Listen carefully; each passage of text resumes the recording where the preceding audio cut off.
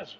Donc ici, j'ai pris une pierre pour bien toiler la partie supérieure de l'axe, parce qu'il ne faut pas qu'il y ait une pointe pour que ce soit vraiment précis au micron lors de l'alignement.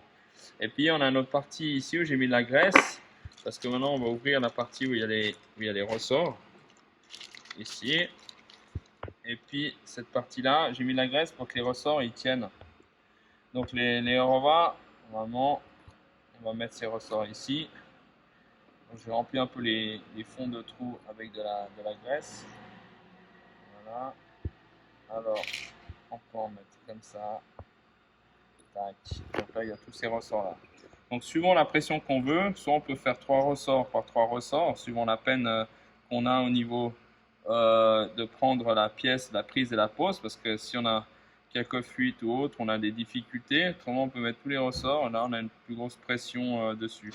Donc, ça dépend les machines. Ok. Une fois qu'on a ça, donc on a les ressorts qui tiennent. Hein. Donc ça, c'est pas mal à ce niveau-là. Comme ça, après, on peut régler parce qu'il y a la goupille qui va venir se mettre dedans. Donc, il faut qu'on indexe notre positionnement de trou d'air, passage pour le nettoyage du parti du mandrin. Et on doit indexer, nous, cette partie-là pour qu'on vienne bien dans cette partie-là. Donc, vous voyez, là, il faut que je remette un peu plus de graisse. Comme ça, le ressort, il va tenir. Alors là, je suis sur la deuxième étape. Donc, on a monté la partie supérieure ici.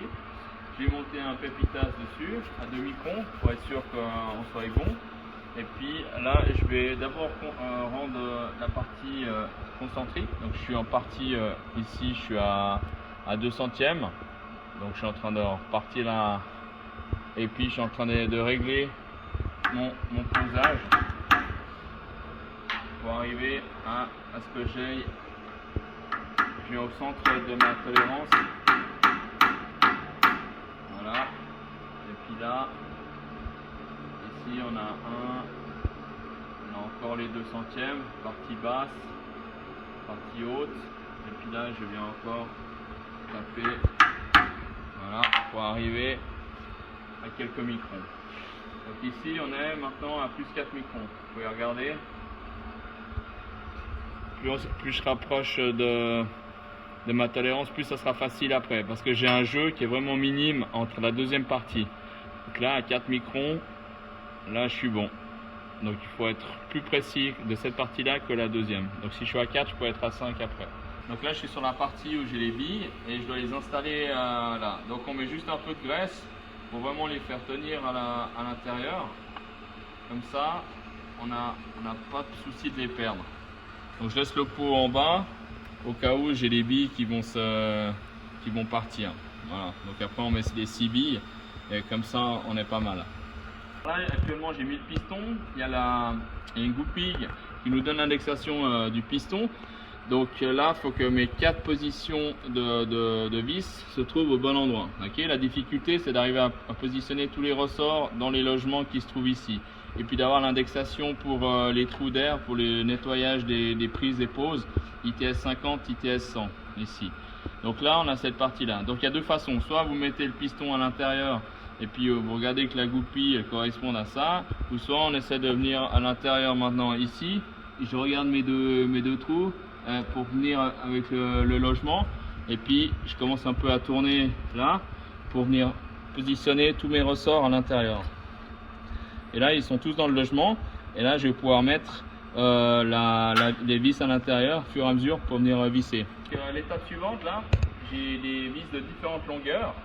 Alors quand on n'a pas les bonnes longueurs, on peut rajouter des rondelles dessus et puis au fur et à mesure on peut venir chercher la partie là pour venir visser les différentes vis de longueur. Donc j'ai les vis tous les 5 mm, j'ai les vis qui sont plus ou moins grandes et puis on y va gentiment sans casser la partie. Ce qui est important, c'est le chanfrein là.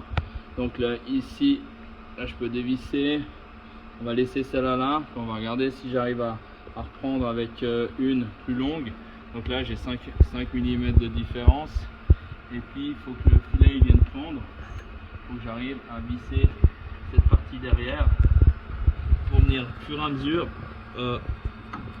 on va au fur et à mesure libérer les vis petit à petit. Donc c'est mieux d'être deux pour cette partie-là.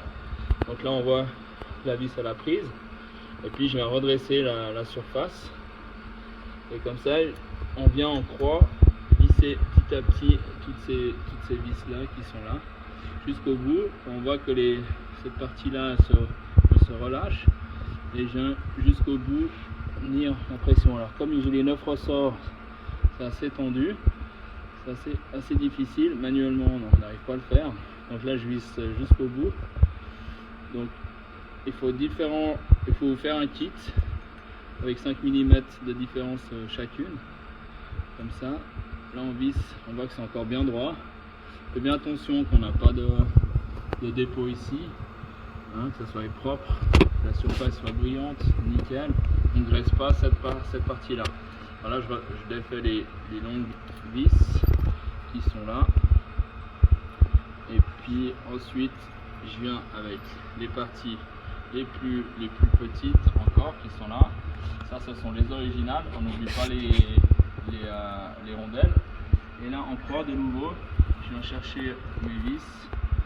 Et puis, je viens de nouveau cette partie-là chercher les pas de vis.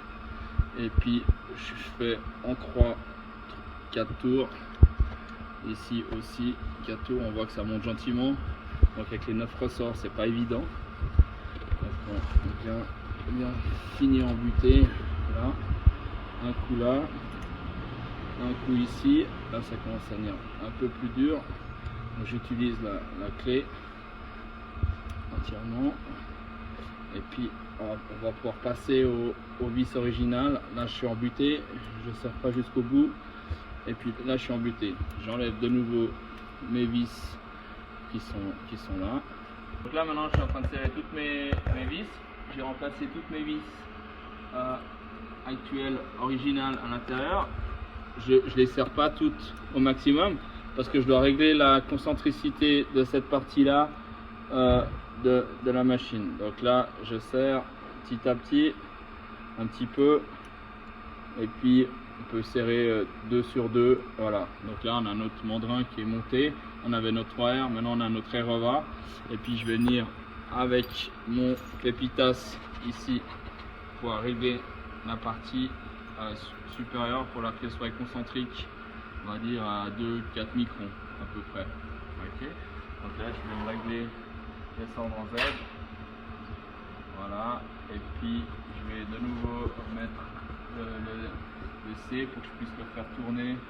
Alors là il faudrait que j'aille un pépitas qui soit plus long pour que je fasse une courbure, parce que quand je vais venir tourner avec mon axe C, je vais venir toucher cette partie là. Donc là il faut que j'aille faire mon aux 14 pour pouvoir laisser mon axe C tourner.